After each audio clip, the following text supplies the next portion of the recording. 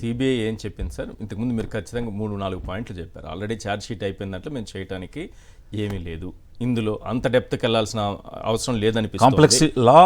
Complexity of law లేదు. Next inter state issue లేదు. International ఇంట్రెస్ట్లు కూడా ఏమి లేదు. ఇవన్నీ 4 పాయింట్లు చెప్పినప్పుడు వీళ్ళు సైలెంట్గా ఉన్నారు. ఎస్, చెప్పినప్పుడు చంద్రబాబు నాయుడు గారు సైలెంట్గానే ఉన్నారు, పవన్ కళ్యాణ్ గారు సైలెంట్గానే ఉన్నారు.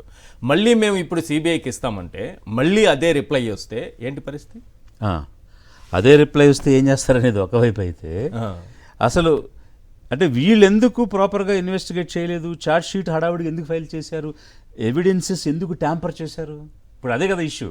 కాదు, డిఎన్ఏ ట్యాంపరింగ్ జరిగింది అన్నట్టుగా మాట్లాడుతున్నారు. వీరే చెప్తున్నారు కదా, అక్కడ డిఎన్ఏ మ్యాచ్ అవ్వట్లేదంట, ఎవిడెన్స్ లేవంట, తారుమారు చేశారు డిఎన్ఏ అన్నట్టుగా పవన్ కళ్యాణ్ గారు మాట్లాడారు.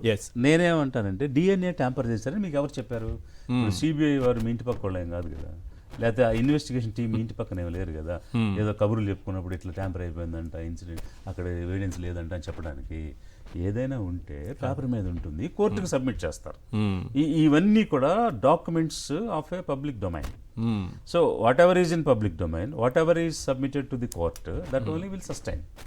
హీర్సే పక్కన మాట్లాడుకునేవి, పంచాయతీ పంపుల దగ్గర మాట్లాడుకునే అంశాలు కాదు కదా ఇవి.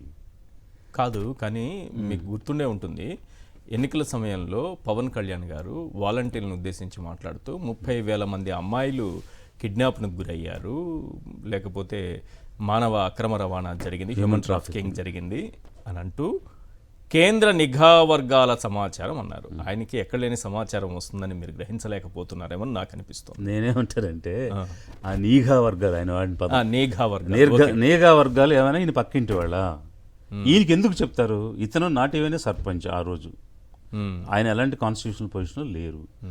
నిఘా వర్గాలు నీకెందుకు చెప్పారు? నీకేం పని మీద చెప్పారు? వారికి మీకున్న సంబంధం ఏంటి? అసలు ఈ ఇంటెలిజెన్స్ ఏజెన్సీస్ అంటే రీసెర్చ్ అండ్ అనాలిసిస్ వింగ్ కానీ, RAW కానీ, సెంట్రల్ ఇంటెలిజెన్స్ ఏజెన్సీస్ కానీ, NIA కానీ ఎవరు కూడా ఏ విషయం ఎక్కడంటే అక్కడ మాట్లాడరు. ఇప్పుడు ప్రైమ్ మినిస్టర్కి చెప్పేటప్పుడు బ్రీఫ్ చేసేటప్పుడు కూడా చాలా జాగ్రత్తగా బ్రీఫ్ చేస్తారు. జస్ట్ లైక్ దట్ PM దగ్గరికి వెళ్ళి వాళ్ళు ఏం బ్రీఫ్ చేయరు. With lot of authentic information, with lot of backup వాళ్ళు అక్కడ కన్సర్న్ హోమ్ మినిస్టర్ కానీ, ప్రైమ్ మినిస్టర్ కానీ బ్రీఫ్ చేసేటప్పుడు అంత కేర్ఫుల్గా చెప్తారు. ఈయనకి 32,000 మంది నిఘా వర్గాలు ఎట్లా చెప్తాయి అనేది ఒక క్వశ్చన్ అయితే, ఓకే మీకు చెప్పారు, మీకు ఎందుకంటే అమిత్ షా మీ ఫ్రెండ్, నరేంద్ర మోడీ మీ ఫ్రెండ్, మీకు ఫోన్ చేస్తే మాట్లాడతారు.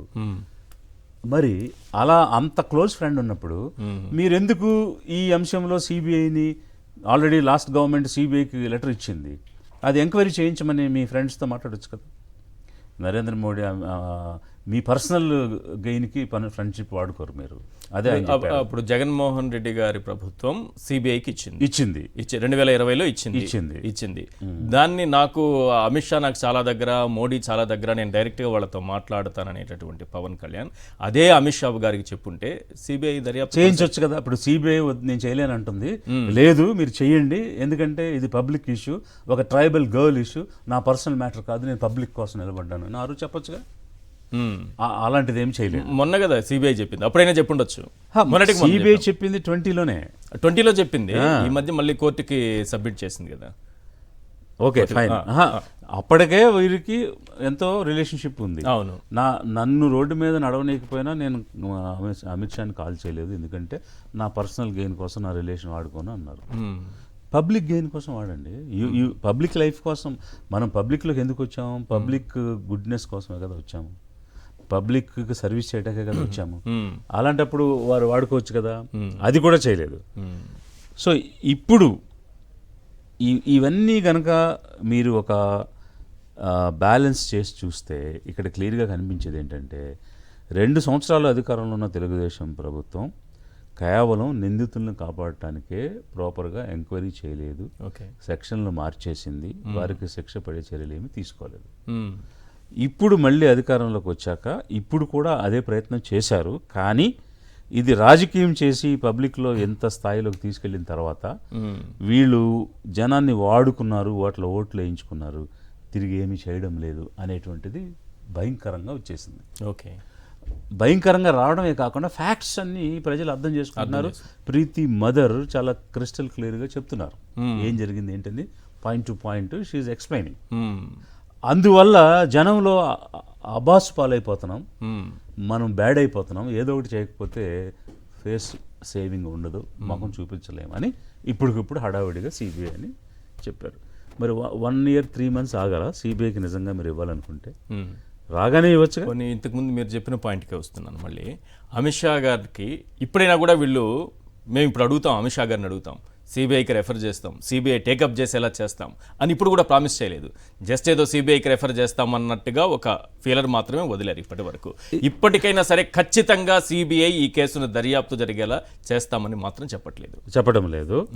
మేము ఎన్ష్యూర్ చేస్తాము, నిందితులకి శిక్ష పడే విధంగా చర్య తీసుకుంటాము అన్న మాట వాళ్ళ నోటి నుంచి రావడం లేదు.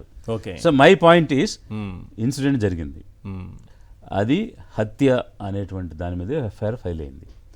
సో అక్కడ రేప్ అండ్ మర్డర్ అనేవి 2 ఇన్సిడెంట్స్ జరిగినట్టు ఎఫ్ఐఆర్ ఫైల్ అయింది. ఎవరు రేప్ చేశారు, ఎవరు మర్డర్ చేశారు అంటే ఇన్సిడెంట్ జరిగిన తర్వాత ఎవరొకరు చేసి ఉండాలి కదా. అవును. చేసిన వాళ్ళు ఎవరు అన్నది గుర్తించి వాళ్ళ మీద చర్య తీసుకోమనే కదా ఆ మదర్ అడుగుతుంది, ఆ తల్లి అడుగుతుంది. అది చేయడానికి మీకేంటి ఇబ్బంది? అంటే మీరు ఎంతసేపు నిందితుల్ని కొమ్ము కాస్తూ వాళ్ళని రక్షించటమేనా? ఓకే. అంతేకాని ఇలా బాధితుల్ని కానీ, ఇలా అప్రెస్డ్ కమ్యూనిటీస్కి ఉన్నటువంటి ఒక ట్రైబల్ గర్ల్ని కానీ కాపాడాలి, వాళ్ళ తరపు నిలబడాలి అన్నది న్యాయం కాదా? రైట్. అది రాజ్యాంగం కాదా? రైట్. ఇదే విషయం పైన పవన్ కళ్యాణ్ గారు స్పందించారు, ఆ పార్టీ నాయకులు కూడా స్పందించారు. వాళ్ళు మాట్లాడుతున్న సమయంలో కాస్తైనా న్యాయం జరిగింది, చట్ట ప్రకారమో లేకపోతే ప్రభుత్వ ఇష్ట ప్రకారమో, కష్టమో ఇష్టమో లేకపోతే చట్టమో ఏదో చేశామని చెప్పేదాన్ని కూడా మేమే ఇవన్నీ చేశామన్నట్టుగా మాట్లాడారు ఆ పార్టీ నాయకులందరూ కూడా.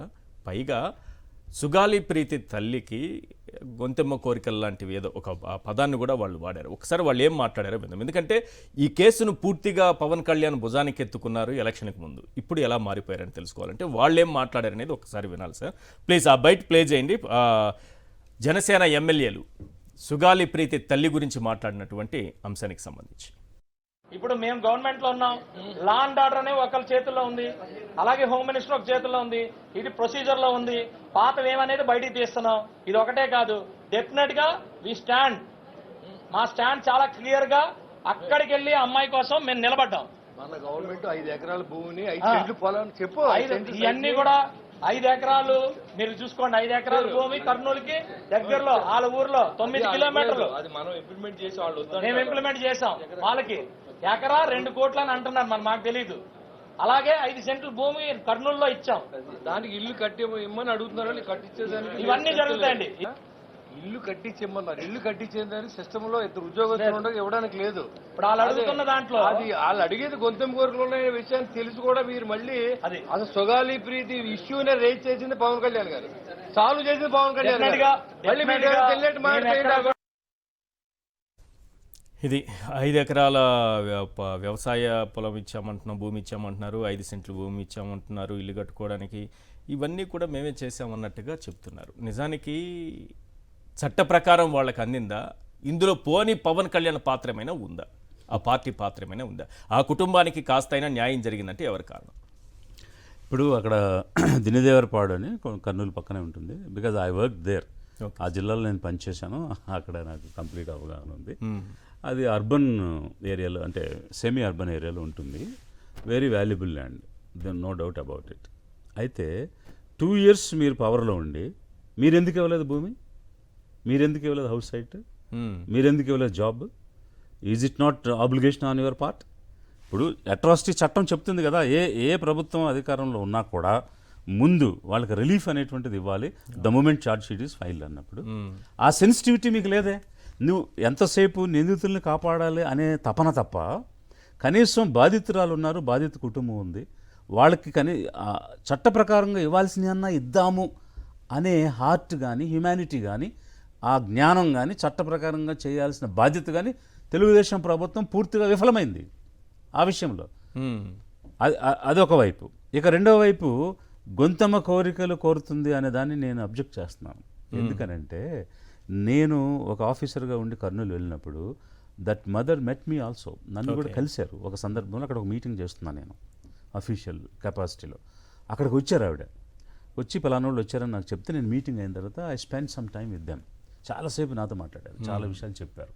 అప్పుడున్న గవర్నమెంట్ కూడా మాకు హామీ ఇచ్చారు, చేయలేదని ఇవన్నీ కూడా చెప్తే నేను తర్వాత వెళ్ళి క్రాస్ చెక్ చేశాను ఏం జరిగింది ఏంటనేది. అసలు ఆమె ఇచ్చిన వర్షన్ అయితే ఇది 18వ తేదీ జరిగింది, 19, 20 ఆ రేంజ్లో ఆగస్టులో లక్షలు సూట్ కేసులో పట్టుకొచ్చి ఒప్పుకోండి దీన్ని వదిలిపెట్టండి అని యాజమాన్యమే మా దగ్గరికి వచ్చింది. మాకు నిజంగా కోరికలే ఉండి డబ్బుకి సాటిస్ఫై అయ్యేవాళ్ళం అయితే ఆ రోజే తీసుకుని ఉండేవాళ్ళం. మేము అన్యాయం జరిగింది, తప్పు చేసిన వాళ్ళకి శిక్ష పడాలి అన్న దానికోసం నేను ప్రయత్నం చేస్తున్నాను. ఒక 9 మాసాలు మోసి పెంచి 14 సంవత్సరాల వయసు వచ్చిన బిడ్డను కోల్పోయిన తల్లిగా నాలాంటి ఆవేదన ఇంకొకరికి రాకూడదు అన్న దానికోసం నేను ప్రయత్నం చేస్తున్నాను.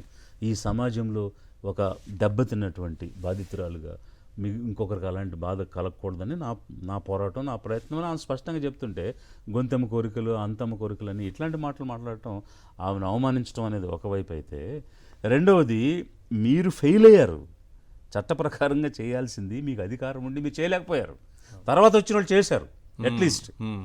సో కనీసం బెనిఫిట్స్ ఇచ్చారు, అలాగే సిబిఐ రాశారు. ఆ తర్వాత నిందితులకు శిక్ష పడే విషయంలో తర్వాత ప్రభుత్వం కూడా ఫెయిల్ అయిందనే చెప్పాలి. ఎందువల్ల అంటే ఇప్పుడు అల్టిమేట్గా ఏం జరగాలి, బెనిఫిట్స్తో పాటు నిందితులకు శిక్ష పడాలి అనేటువంటిదే కదా అల్టిమేట్గా జరగాల్సింది. ఆ విషయంలో ఇప్పుడు వీళ్ళకి అవకాశం వచ్చినా కూడా రెండోసారి రాజకీయం చేసి ముందుకు వచ్చినా కూడా వీళ్ళు చేయడం లేదు. సో ఇది స్పష్టంగా అందరూ కూడా అర్థం చేసుకున్నటువంటి అంశం.